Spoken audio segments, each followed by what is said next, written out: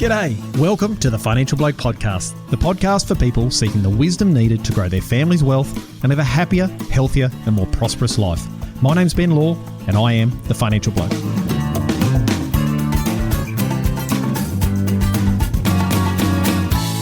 G'day, welcome back to the Wealth and Wisdom Podcast. Today we've got the ever-in-demand John Moor. John's been on the podcast a number of times and has been the guest of some of our most popular podcasts, which were all in the succession vein. For anyone interested in going back and listening to some of John's insights, the episodes you need are 24, 31, and 32. Today we're going to be addressing employees, or more specifically, farm managers. Managing a farm manager can be a challenging task that requires both leadership and a bloody good understanding of what makes humans tick. But if you get it right, it will make a huge difference to the success of your agribusiness. In this episode, we'll explore John's insights into the value of a bloody good manager, the best practices for effectively and efficiently managing a farm manager, and how to get the most out of them, which will ultimately free you up to invest more time with your family or chasing your big goals. So if you're a farm owner and you've got employees or are thinking about taking the next step into getting a farm manager, then this podcast will be right up your alley. Without further delay, welcome, John. Thanks, Ben. Great to be here again. Now, John and I were recently having a discussion about the fact that we've noticed how many farm owners that we've been dealing with have been having trouble with farm managers. And what I mean by trouble is finding them, working out what their actual value is, getting the most out of them, but overall, just retaining them. And so we sort of had a conversation about it and reckoned that this would be a really good topic that would resonate with all of our listeners, especially if you want to scale or build a business rather than just having a job. Now, John, you've been managing employees, including farm managers, for most of your adult life. So for anyone who hasn't heard from you before, can you just give a quick summary of your background, especially when it comes to managing managers? Thanks, Ben, and always great to be back in front of the mic. We seem to have really productive conversations when we do this. As some people will have heard, my background is in South Africa. We ran a big, and still do, a big dairy farm over there. It grew from 60 cows, literally, when I came back from uni, to milking nearly 1,000 cows now. So just in that simple scaling process, we had to employ management. But going back even before that, being African, we worked with people and for people pretty much all our lives. From growing up as a kid, we had employees, around the house and on the farm. So it came fairly naturally in that we had been in the process and we'd seen other people manage employees and managers. And when I decided to scale that business from sort of 60 cows up to the 1,000 that we milk now, and the beef was similar, the beef business, I farmed it with my dad, and we scaled that from a couple of hundred breeders to when I eventually gave the business away to about 1,200 breeders over multiple properties. So I guess I had a clear idea of what and where I wanted the business to go, and that was to grow it in a passive way that didn't consume all of my time. So having said that, I knew I needed to get managers and management in place. I had no idea how to do it, so I basically put an advert in the newspaper at some point, and at a very early age, way before my business was probably needing extra labor, I found some young guys to come and help me, and they became managers. So why do you think it's so important, John, to learn the skills on how to effectively manage employees? The reason it's important to develop the skill is basically for growth, as we said. It's to create the space in your business that you can start working on the business rather than only working in it. And it's really when we work on it that we see that transformational or exponential growth.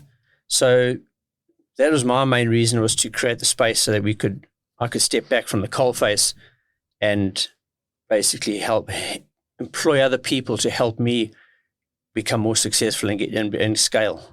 So you mentioned in the beginning there, John, that you grew up managing people, like it was just part of life growing up in South Africa. Obviously, that's not the same for farmers and graziers in Australia. Most farmers and graziers are what I'd call rugged individualists. I'll do it all myself, and their solution to their problems is to just work harder. Correct. But what is it? Someone said one day, I think it was something along the lines of doing the things in that have made you successful in the past to get you where you are now won't be the things that make you successful in the future. That's right. And so one of them is being able to deal with people. So is it naturally ingrained in people to be good at managing people, or is it skill that has to be learned? I've never really bumped into someone who's highly skilled at managing people in a farming business. I think it's learned and it's experiential. And that might be the big problem, is because very often a farmer or a business will employ someone, have a bad experience, and then they'll tarnish or paint all managers, all employees, that it put them in the too hard basket. That to manage people is just beyond my capability, and it's easier for me to go back to being that rugged individual, as you said, and just do it myself, because then I don't have to take other people into account. And managing people is probably the hardest task, I think, in a growing business. It takes intellectual capacity. It takes skill that we haven't been taught naturally. And as you said, particularly in Australia, it was probably the biggest learning curve I went through, and I just couldn't understand why people wouldn't employ management to help them grow. They almost resisted it, I would say, when I could see clearly that it was probably the single quickest way to get and scale growth was to put more management in place. But a lot of the medium-sized operators really resisted that sort of suggestion, saying that it's just too hard. I've tried once before. My neighbour's tried and has failed, so clearly I can't do it. John, I think it's really important to acknowledge that to be a good rural producer, traditionally you haven't had to have been a good communicator, and obviously dealing with employees requires you to have a lot of emotional intelligence, but also a lot of ability to communicate clearly and manage conflict, etc. And that's, I think, seems to me to be the hardest thing to overcome. I know as a financial advisor, when I had my business, I employed a number of people, and I really struggled. I was good at financial advice, but I struggled with dealing with people, with the conflict, the complexities of the way people operated, etc. How did you start to develop those skills? Was that something that just came over time, or you had to force yourself to learn those skills? A bit of both, to be honest. In the early days, I'm talking about when I was in my late 20s, early 30s, that's how early I had high-level managers in my business. And so over time, obviously, I got better at it because I understood the interpersonal stuff better. I also went and sought training, a communication style type training, which was not aimed at a manager-owner relationship, but just at general communication. And probably the thing that stuck out for me the most, and still does, is whenever you get into those situations that you think it's going to be above and beyond your capacity, is someone said to me, just remain curious about that person, and don't focus on the task that normally creates the conflict. So remain curious why he reacted or she reacted that way. Be curious. Maybe they're going through some personal stuff that you don't know about or you do know about. And we make a lot of assumptions when we work with people. And that's probably the most dangerous thing I've done is assume that other people, managers or other, know what you're thinking and you think you know what they're thinking. So no, it was learned education plus mostly experiential, and that remaining curious has stuck with me for all that time. And it's interesting, John, I think most business owners, whether they be on farm or off, would start with a base level employee. They wouldn't generally employ a manager straight up. So in your mind, what's the difference between just a good, solid farm worker and farm management material? What's the difference, would you say? Yeah.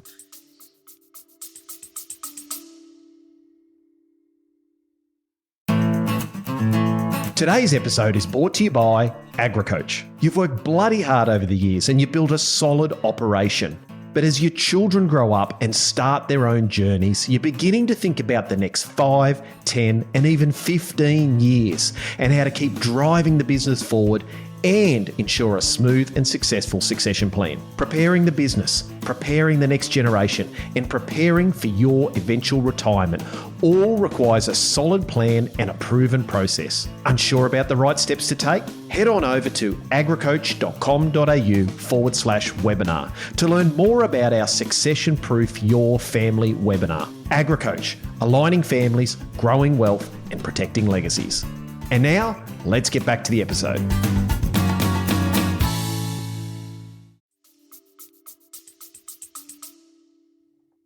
most farmers are looking for help.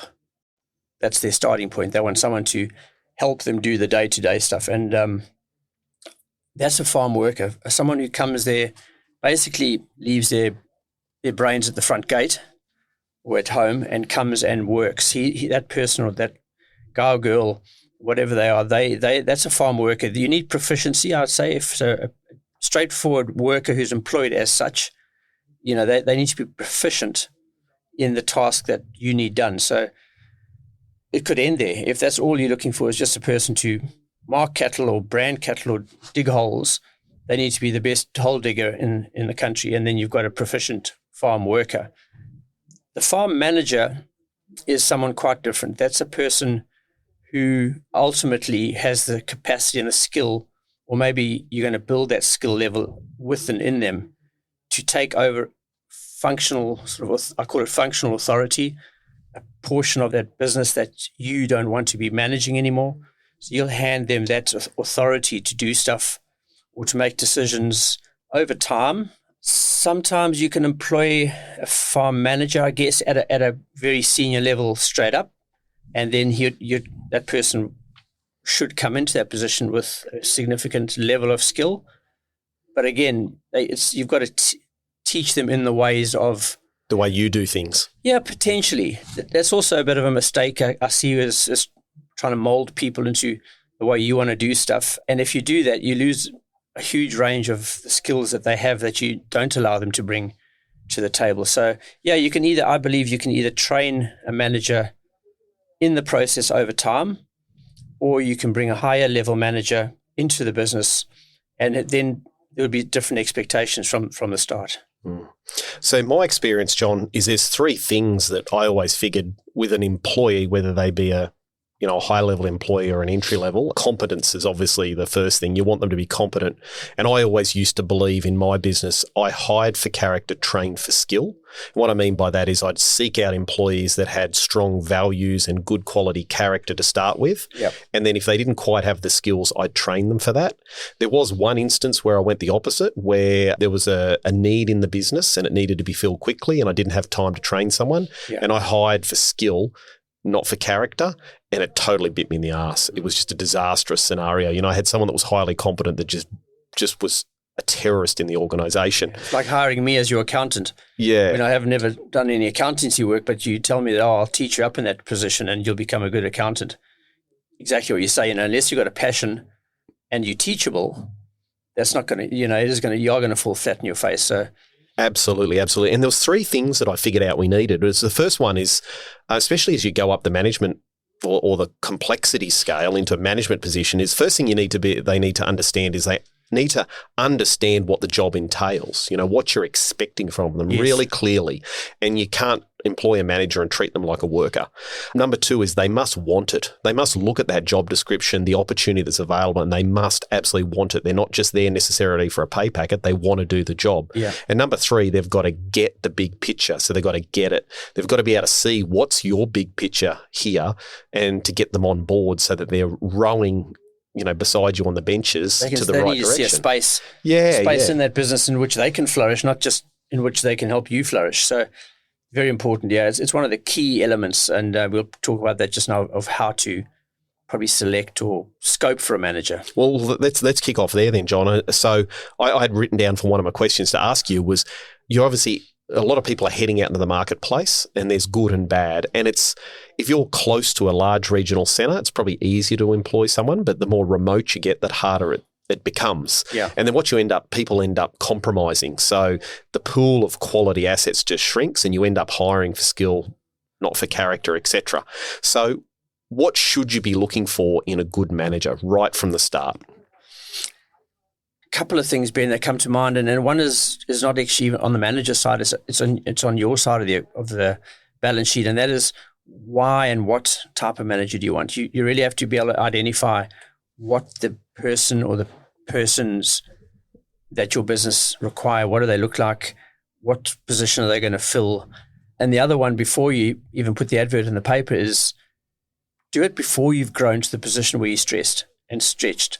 So have a strategic plan as to when you want to bring management in. Just like you would have a strategic plan when you want to have debt, or when you're going to borrow money, or when you're going to do a strategic purchase or something. So be strategic, I think, in the way you approach it. Don't just get to the end of your string and then say, well, we have to have someone tomorrow because I'm burning out or I am burnt out. So you always make poor decisions when you're under stress. So make sure you're doing these really strategic, high-level decisions when you are in a good headspace. So before your business is burnt, and you can often see the need before the need arises. And when you're in the heat of it, you very seldom can see the need. You basically just see the problems. So those are the two things I'd caution or encourage people to look at: is make sure the position you're identifying is congruent with the person that you're interviewing, and make sure that you're doing that before you got to the point of no return, where it's just all hell breaking loose. And you just need, at that point, you just need workers. You just need farm workers. You don't actually need a manager then, because the confusion is set in and you probably won't ever attain that growth. So to be strategic and get those things right. I think the other one that I really am clear about is what you alluded to just now, passion. All the managers I've employed have been desperately passionate about agriculture. Neither of them, the two longest serving, one of 19 years and 17 years, the two young guys who still work for me, neither of them came there with any agricultural experience. So they just were desperate. They drove for thousands of kilometers to come to the position that I'd advertised. I could just tell straight up that they were there for the right reasons. And so what do I look for? Teachability probably is right high up on my list. Someone who's teachable, someone who's got that similar values. I've also learned not to employ someone like me. It's probably the biggest mistake I see, is people who employ someone just like themselves, because you can have a good chat. You can talk about fishing, you can talk about cattle, you can talk about, and the minute you hook into that, you suddenly find that you are employing someone who's just like you, who probably has similar skills, similar capacity, and we're actually looking for someone quite different, because we're going to be asking them to do the jobs that probably we don't like doing, because that's the space we need to free up so we can go into the more strategic work. Or we shouldn't be doing. We shouldn't be doing, yeah.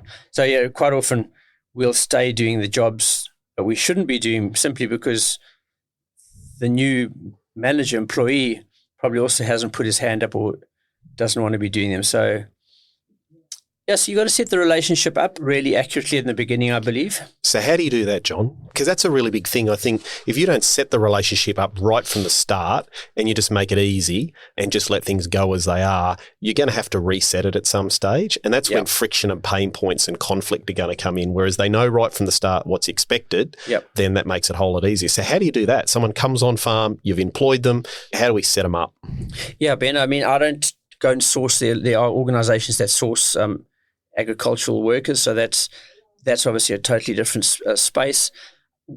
A lot of the farmers I work with and who phone me for advice or for direction, they've got a very frilly advert they want to put in the paper, that come and join this growing family business that loves each other and we do all these fantastic things. And I often look at it and say, well, what part of that is this guy going to do, or this girl going to do? What exactly are they coming for? And so, yeah, advertise correctly. Make sure the description is a business description with the values around it, not the values and the business around it. I think those people are coming to work in a business for a family, and you have to probably word it quite carefully that it is a family business, but there's certain tasks in this business that you are going to be required to do, and that's what you're going to be paid for. So set up the initial invitation for a meeting. Most people will advertise, shortlist 10 people, and I find that a bit dangerous times, because you're shortlisting against what you perceive to be your values and your, how can I put it, you select for people who like you, the words they use, the descriptions they use. If it resonates with you, you kind of shortlist them. If it doesn't, you often don't shortlist them. So I'd rather interview everybody, and if they prepare to come out, we'll have a chat with them. So the interview is pretty important. It does give you a chance to ask difficult questions, and probably more often than not, it allows them to ask the questions. And I've always flipped it around to the potential employee to ask me questions. I get more information out of allowing them to ask questions of me than I ask of them. To set up a manager effectively, you need a contract. I'm not exactly sure of all the legalities in the different states and around Australia, but you need a pretty accurate and legally binding documents to employ them with. I always work 90% on the exit clauses rather than the introductory clauses. As you know, I always say to them, when you're in love, it's pretty easy, but when you want to get divorced or split this relationship up, that's when the trouble hits the fan. So have that conversation, make them understand, and everyone understand that if things don't work out, or if things work out against the contract clauses, clause 15 is going to be enacted, and that gives you so much time to terminate, or make sure you've got a really simple contract. Make sure you really work hard on the exit strategies, how to get both of yourselves out of this, and allow the employee to suggest some suggestions, some ideas as to how they would like to get out of a contract if it's not working, because it's never one-sided. It's always two-way street, the reasons for having to get rid of somebody. So once you've got the contract, then they, depending on what you've employed for, have you employed a worker or have you employed a manager? Let's just presume you've employed a manager. You're looking for them to take over certain functions of that business and define that clearly, specifically work with timelines, because none of us have all the skill. A lot of people think they do, but we clearly don't. Build in realistic timelines, understand what they don't know. And if they don't know things that you don't know, well, you've got to find expertise to fill those gaps. So it's really communication, really understanding what the other person's skill is, how they can employ it. And as you start down that track, you'll build the bridges, if you do it well, as to how to move forward with the person you've employed to get the best out of them. Should you let them make mistakes, John? I mean, I sense that, someone comes on, they might be highly skilled. To understand what they're good and they're not good at, or what they do and don't know, you'd have to let them make some mistakes. And without, jumping all over them because they didn't do it perfectly, is then trying to test out where their strengths and weaknesses are and where they need to maybe be educated, or someone else needs to plug that gap. Yeah, I suppose mistakes is one way of looking at it. It's allowing them to develop their skill base by having the experiences that might not work out as well as we think we might have been able to do it. So yet that we might see that as a mistake. I always had a rule that 3 strikes and you're out. So if you haven't learned, if you can make a mistake and it's a genuine judgment error, or it's something that should have been done differently to avoid the pain that you've now found yourself in, whether it be a financial mistake or a production mistake or something like that. First thing, own up that I could have done better. Not necessarily that I've made a mistake, but we could have done this differently. I always go to the questions. Instead of accusing, I'd always try and, if I'm not too hot under the collar, is try and revert that to a question. Could you have done that better? What would it have looked like if you had done A, B, or C? Rather than just going straight up and saying, you've made a total blunder of this, and these are my reasons why. I'd rather find out that person's reasons why that thing failed. And from that, you both learn and you understand where the shortcomings are.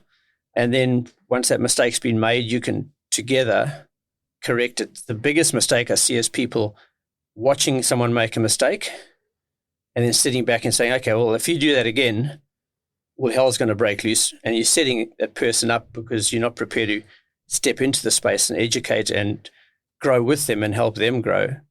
You basically sit back and waiting for them to make that next mistake just so you can prove to yourself normally that, yep, this person really is an idiot.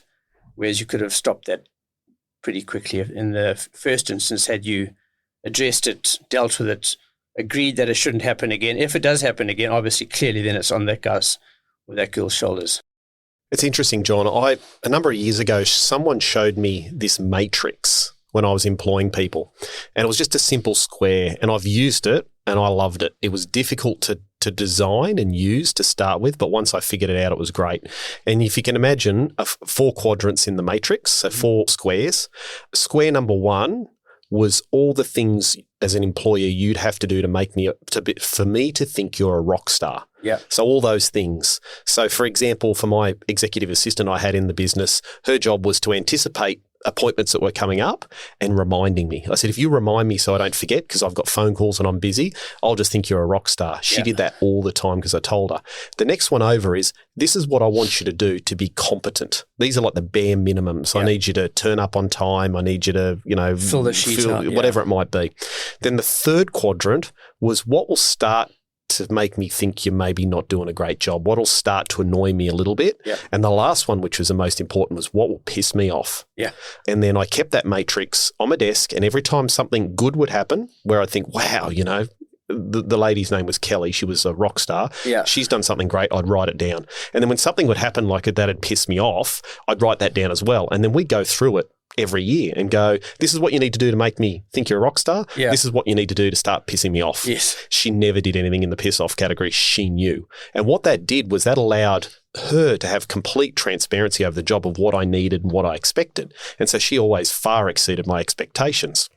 But then if I had an employee that maybe wasn't stepping up and was pissing me off, all I'd have to do was bring out the matrix and say, hey, guys, we've talked about this. These are the things. Now, on farm, it's going to be a different story, but maybe one of those things that's going to piss you off is leaving the gates open or seeing something broken on the farm, like a fence or a water trough, and not putting it in the maintenance schedule or something like that. But if you go through and document those things and show your employees, it does two things. One is it allows them to be a rock star. If they want to be a rock star, you can let them be.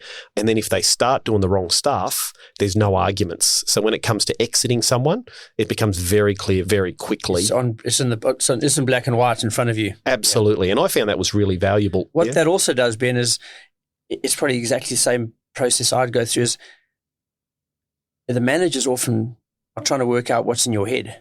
And farmers are particularly bad at having everything stored in their heads. Very little is written down. I can walk into 9 out of 10 farms. There won't be a fundamental farm office. There's not a year planner. There's not a blackboard, a whiteboard, a weekly meeting. There's nothing. It's all done by telepathy. Everyone thinks that the other person thinks that they think they know what they're doing. Anticipate my needs. Anticipate my needs, anticipate my moves, and that'll put a lot of people into the pissed off box, because you get to work one morning and you've set up all this. This is the manager talking. You set up this structure for the day. You're going to do A, B, and C, and the farmer owner man or girl walks in and says, all right, today we're building a shed. And you've just planned a whole week's worth of work, and suddenly how do you turn around and say, well, we're not building a shed, we're going to do my schedule because I've spent a lot of energy and time working on that. So, that's a really good point, is getting stuff formalized, get it out of your head, create a structure that's you can work with. I don't think there's a professional business in a city that works purely out of your head unless you are self-employed and only work for yourself and there's only one of you. Everything else needs to have communication and structure. And it could be something as simple as some things are just more important to you. So I dealt with a family recently, John, where the son and daughter are coming back on farm as a succession plan. And mum and dad are super keen for it to happen, but mum has an obsession with weeds. So if she sees any weeds around the property, they've got to be sprayed. And she spends an inordinate amount of time making sure the weeds are under control. And of course, the son and daughter-in-law don't see the weeds as that big and important, or to the level that she does. And so when we went through looking at, well, if they come back on the succession plan, the number one thing for mum was spraying the weeds. She said that will bring the succession plan undone, is the weeds, if they're not sprayed. And I think, not to dig into the succession planning side, but if you've got employees and things are really high priority, you've got to let people know. Or if it's really not that big a priority in the overall thing, is have enough maturity or experience to be able to go, I just need to let some things slide and let them do their job, because you're employing them to be the manager, not to micromanage. So do you find a lot of people fall into the trap of micromanaging, John, and just clarify what micromanaging is in your eyes?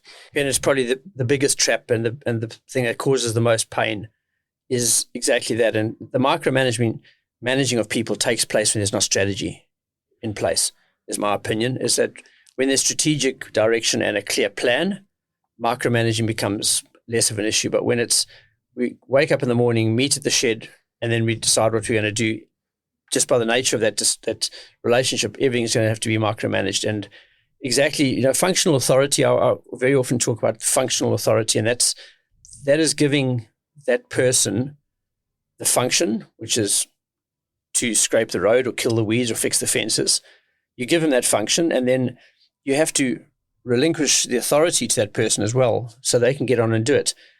And the only way I know how to do that is to have the discussion. Let's use your weeds, for example, that if that mum wants weed-free area, you agree that that'll be the weed-free area because that's the one that irritates you, and the rest of the farm will be kept to a certain standard of weeds, 1 per square kilometer, 1 per square foot, whatever it has to be. So once you've decided what that needs to look like, then the function is handed over to the person to be the weed man or the weed girl, and the authority is given to them that they need to do that function to a certain standard.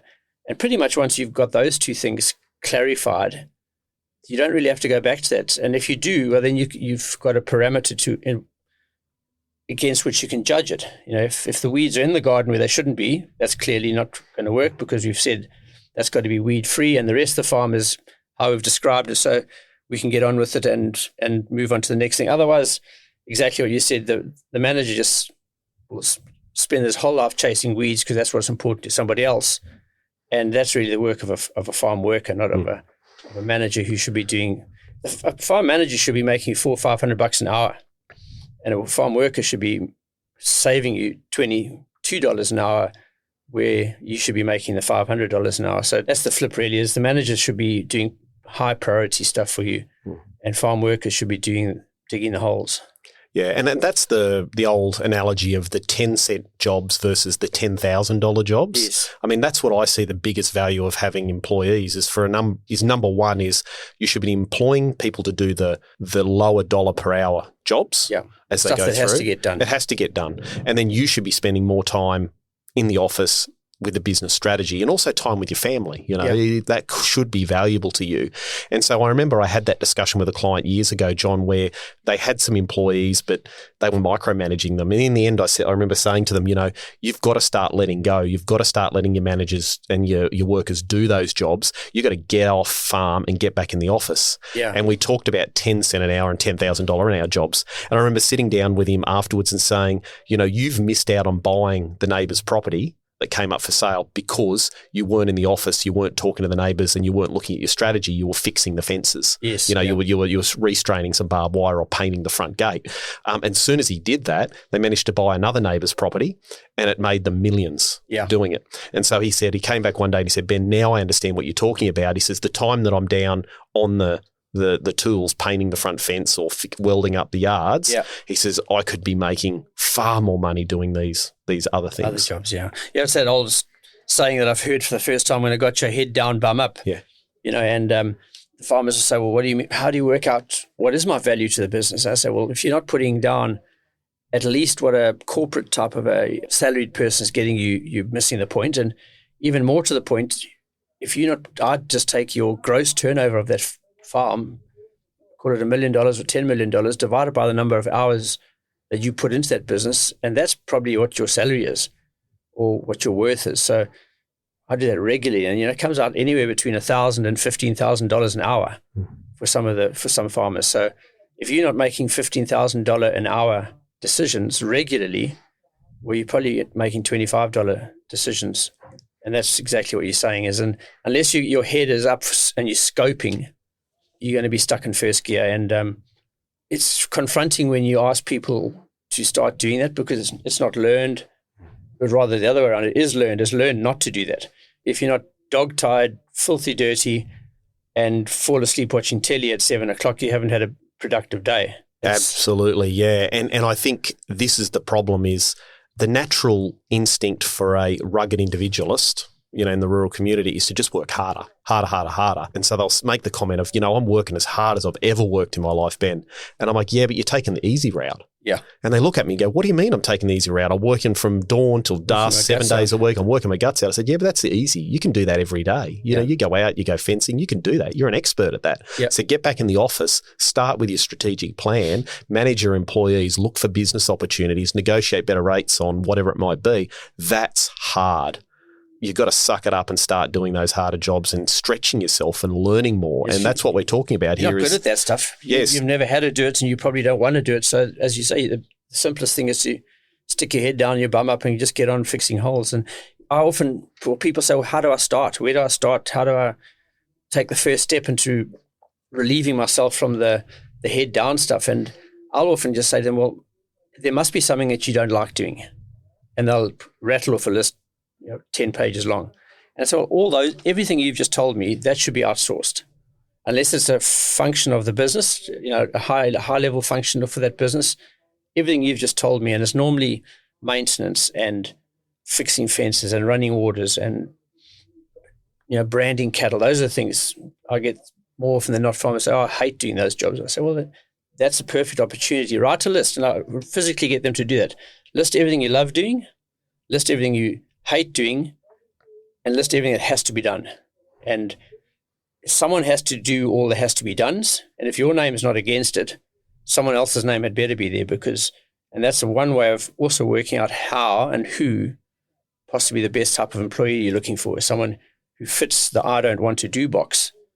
That person needs to fit that category and that description pretty accurately, rather than have both of you agreeing on the stuff that you both want to do in the same box, and the I don't want to do box still remains unattended. So that's a really simple way of finding a person or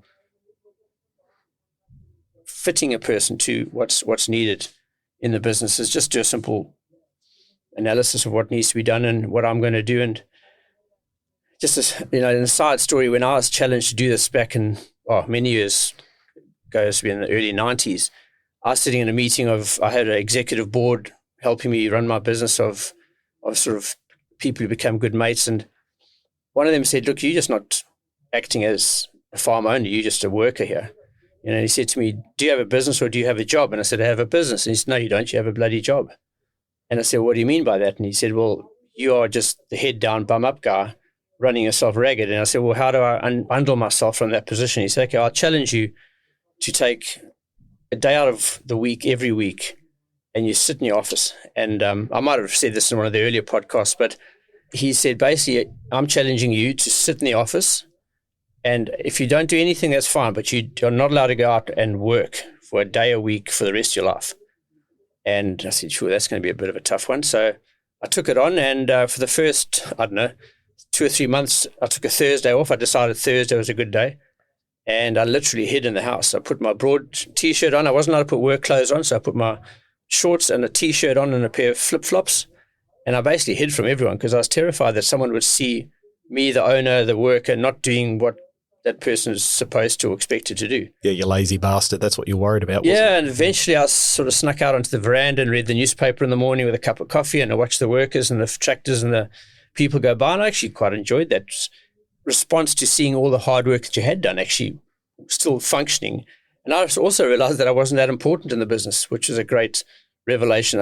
I thought the business would just come to a grinding halt if I wasn't there at 6 o'clock every morning. And I realized that that's probably the first time I realized that the managers I had in place were very capable and functional people, that they didn't need me there every day. So, yeah, and that developed into a lifelong journey of physically using it that Thursday every month, every Thursday of the week to do all the other stuff. And I learned to be a very proficient share investor, property investor. I learned all the skills of succession planning and conflict resolution, and that time I freed up.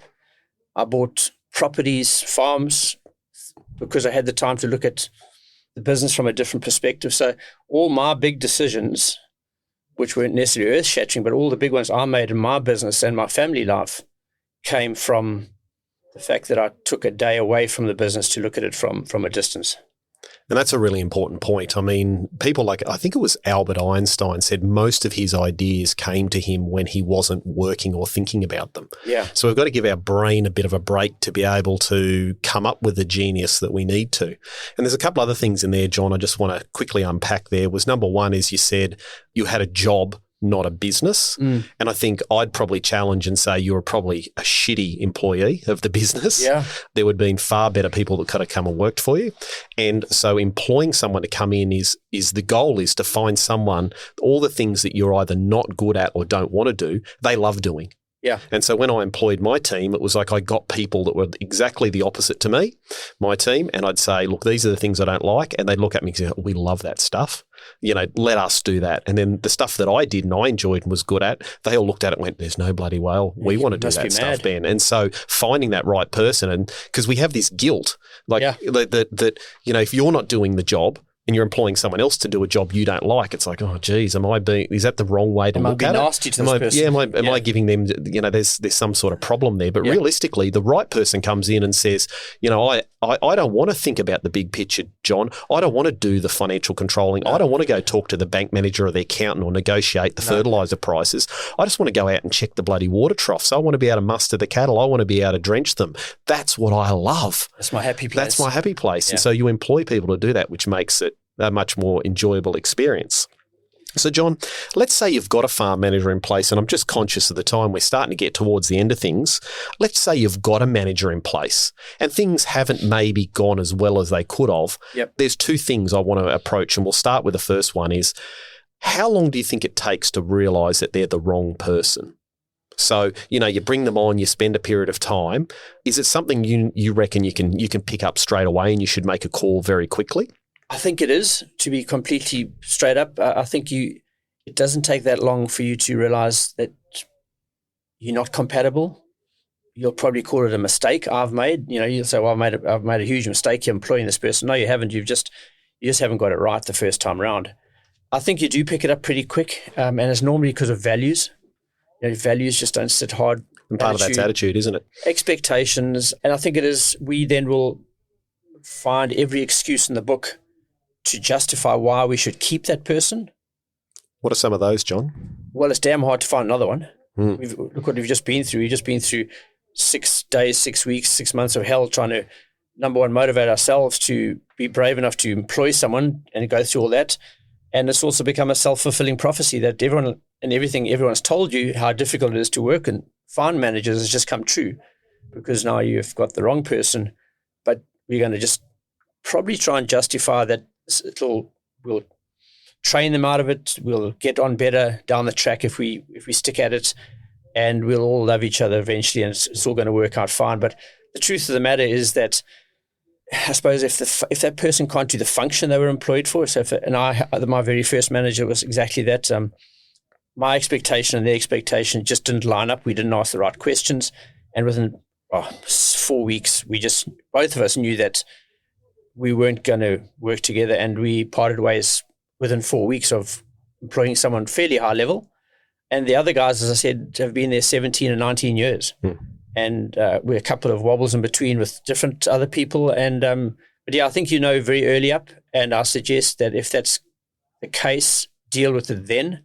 Don't try and convince yourself or let them convince you that it's going to change, because generally once you've set your mind to it that's not the right person, it's really hard to fall back in love with them, if that's a way to put it. You've kind of started the divorce proceedings, and now you're just going to make excuses why to stay together. Yeah. So that's there are obviously going to be exceptions to the rules where it's just expectations and communication misjudgments, and but I'd suggest call it early, have the discussion, put it into your 3 boxes, of what really makes me happy, the hero, the rock star, right down to this really irritated me. And if it happens, why did it happen in the first place? Ask the question.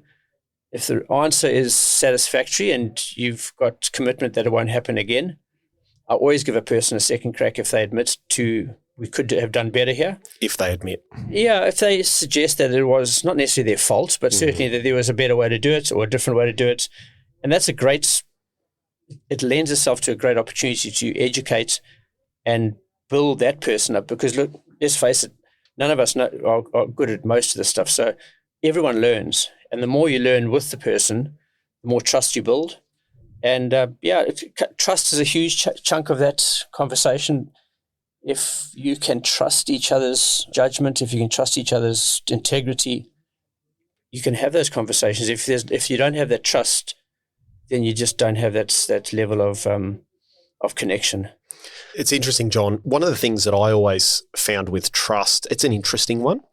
And I remember I read this a while ago, and I came up with something I called the trust model. Mm-hmm. And essentially, people think trust is about honesty. I get this employee in, and they're as honest as the day's long. Yeah. So I have a high level of trust, which is actually couldn't be further from the truth. You can have someone that's really honest, but you don't trust them. Yep. And the reason is they have to be obviously honest. That's one of the factors. But the three areas that I always look for is competence. So they have to be competent at what they're doing. That builds trust. So you send them out to go and, check the troughs, and you don't have to worry about it. So that's how you build trust. Number two is sincerity. When they're doing the jobs, they're sincerely trying to do the best for you, not just saying that, they sincerely do, and you get to feel that over time. And the last one is reliability. So they turn up on time, they do what they say they'll do, etc. And so that's what you want, is that competence, sincerity, and reliability. Right, yeah. Now, flip the coin. If you want to build trust with your employees or your farm managers, you've got to do the same. Yeah. You've got to be sincerely give a shit about them, and that they get a fulfilling place to work, they're safe, they're looked after, there's opportunity for them. You have to be competent at being a manager of the manager. Yeah. So you need to continually improve and realise that it's not always their fault that things don't go wrong. It could be the fact that you are the one that hasn't done a great job of managing them or setting expectations. Yeah. And the last one is you have to be reliable. If you say you're going to do something, do it. If you're going to give them the opportunity to grow into that position, you can't micromanage them. You've got to be reliable when it comes through and dependable. Yeah. So I think that's the three areas of trust. And I think the one that all of us, myself included, fall flat on is we take back stuff. So we give them a level of authority, and it doesn't go exactly how we think it should, so we take that back. And that doesn't even have to be a physical or a verbalized taking back. They just know that you are not trusting them anymore, and it's basically looking over their shoulder. And that's where when you take back something, you micromanage them because you're dying to prove them wrong. Whereas I'm always dying to prove my guys right. So even if they're wrong, I'm still trying to find the right and the wrong, because it's never 100% wrong. I've never yet had a case that I can think of in my business where it's been 100% disaster, even to the point where if a pivot fell over, it fell over. Was it completely their fault? Never. It was always something else. Was the pivot old?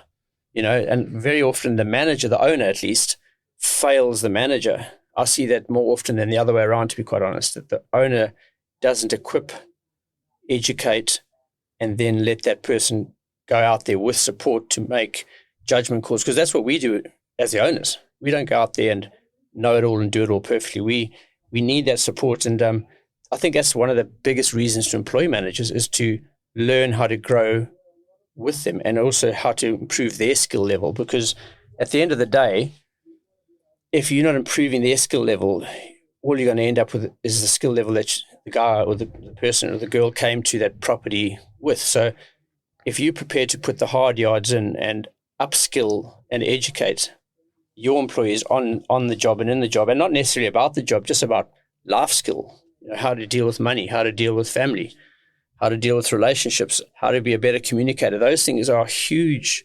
pluses if you can look for that in the manager and in the business. How can the business serve, number one, you, and how can the business serve the manager? And maybe that sounds a bit altruistic, but it really does take the focus away of the right and wrong. It stops us focusing on who's right and who's wrong, but where can we find space in this business to allow everyone to grow, not just the owner. Yeah, I think that's a really good point, John. We're starting to run out of time now, so I think we'll start to wrap things up. Just one point from me, John, that I wrote down and I think is one of the golden gems out of this from you is the whole be curious. I think if you've got a manager or any employees is figure out what they want. What is it they're trying to achieve? And the sooner you can figure out what they want, if that aligns with what you want, make sure you try and get it for them. That will take away a whole lot of friction for you. I think that's be curious is probably what I've taken away. So, John, before we wind up, mate, is there anything more you want to add? I know you've got pages of notes there as you've been scribbling down and you're a wealth of knowledge, mate, but is there anything else you'd like to add about this topic before we wind up? And just to say that most of the early pain is the conversation around that is often about salary, about money. So the thing I've learned that's probably the most important is the salary you offer has to cover their basic needs plus a bit. When I say basic needs, you can't employ a family of a husband and wife and 3 kids and pay them an award type of wage out in the middle of somewhere else, the salary absolutely has to cover their expectations and their needs, and have that conversation. What do you need to earn in this business to make it absolutely ridiculously attractive? And then if they say $100,000, well, then you say, that's absolutely fine. I'm more than happy to pay that. Do you mind just putting on a piece of paper that will be addendum to your contract what I'm going to get for that? What is it that I'm going to get from you for $100 or $150 or $200,000? You tell me what you're going to bring to the party, because I'm telling you what I'm bringing. I'm bringing $100,000. I need to know from you what it is. And that's such an important starting point. So you never have to discuss money again. If my managers set their salaries, and I've told a lot of people this, if after a couple of years, I realized that just setting a salary was a futile exercise. I basically asked them, you tell me what you need to earn. I'm happy to pay it. For that, the deal is you're going to tell me what you're going to bring to the table for that salary. That's the one thing. And then the other one was motivation. What motivates managers? And I've had a couple. One is motivated by money. So money was always an issue. That for $10,000 extra, I'd get $20,000 extras return. The other fella is totally not motivated by money. As long as he's covered and he's got everything he needs from the salary, he wants travel and experience.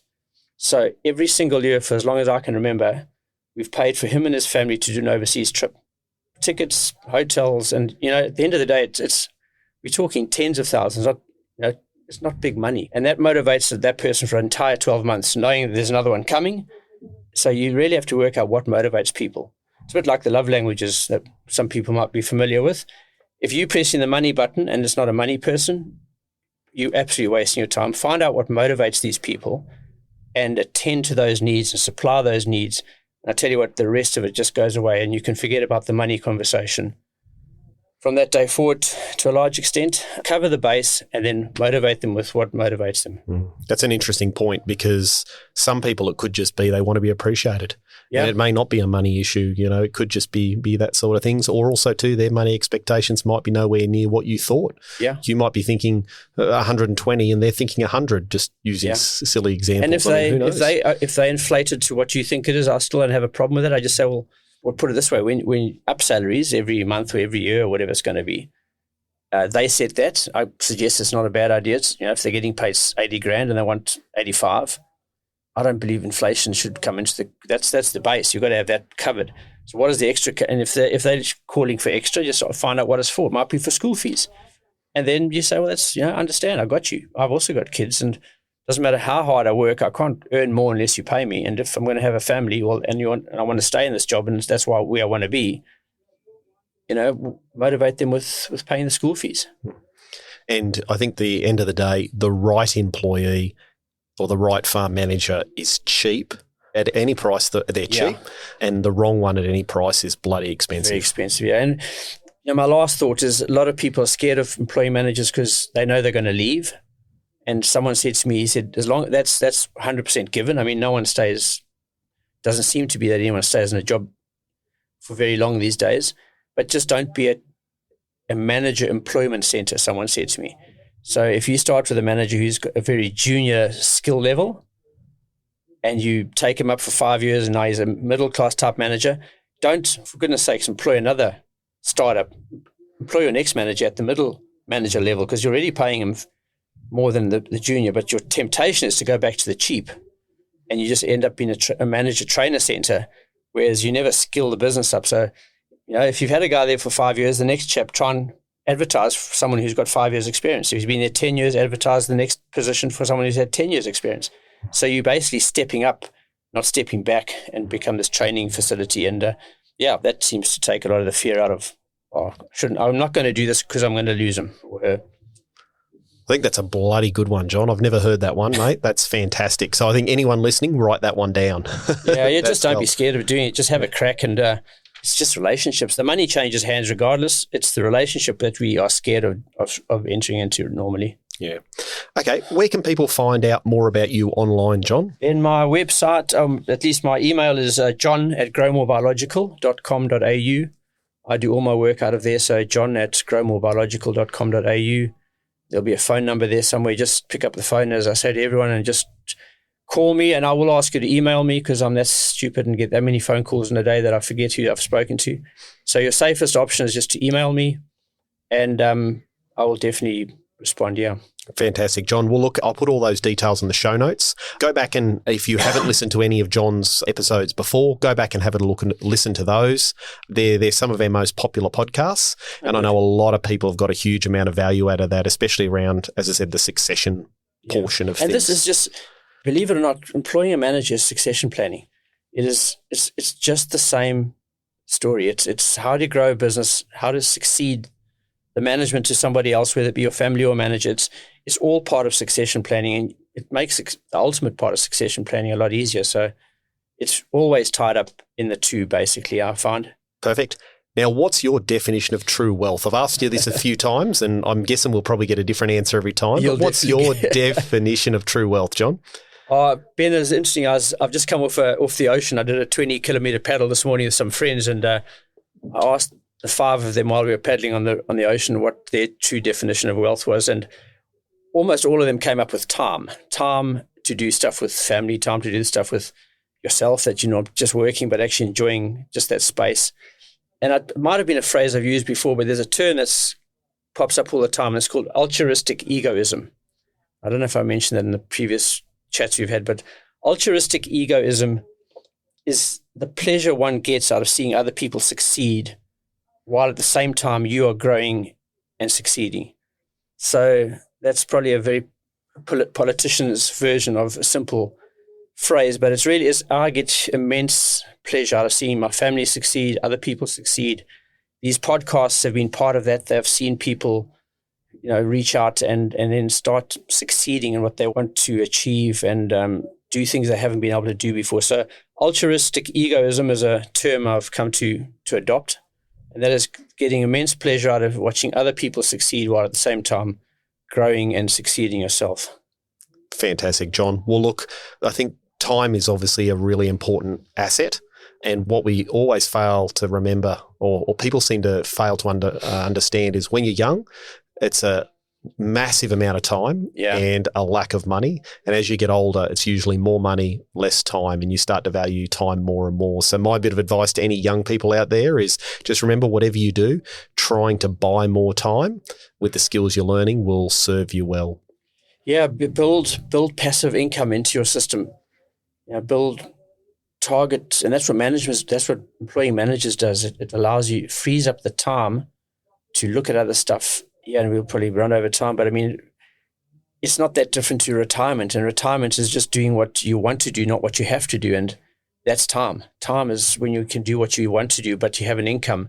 So exactly, my advice to people is build time and passive income into your planning, so that you have that freedom at the end of the day to be able to basically exercise the choices. So I see a lot of people with a lot of money and no time, and they can't exercise any of the choices simply because it's not the money that creates the choice, it's the opportunity. It's the time that you have to have. Absolutely, John. Well, look, thanks for coming back again. We always enjoy it. I know you said to me people are probably sick of hearing from you, but the feedback I'm getting is that's not the case. So I appreciate all your time today, and we'll have you on again soon. Yeah, well, I hope I'm making a difference out there, and certainly the feedback is fantastic. Managing people is way more difficult than managing most other aspects of your business. So the easiest thing is just not to do it. So hopefully you got some gold nuggets out of today from John, and are well positioned to either do better when managing your farm manager, or to have some greater insights on how to do it effectively when you secure the right person. Just as a spoiler alert, I've got a specialist agri recruiter on the podcast in a few weeks to discuss how to attract and retain quality employees, which is a major roadblock for most agribusinesses. We've got over 50,000 downloads on the podcast right now, which has absolutely blown my mind. And that's all because people like you are kind enough to share the episodes, which again, I'm really, really appreciative of. If you've got any questions, comments or feedback, drop me an email at ben@thefinancialbloke.com.au. That's it for this week. I'll see you again in 2 weeks' time.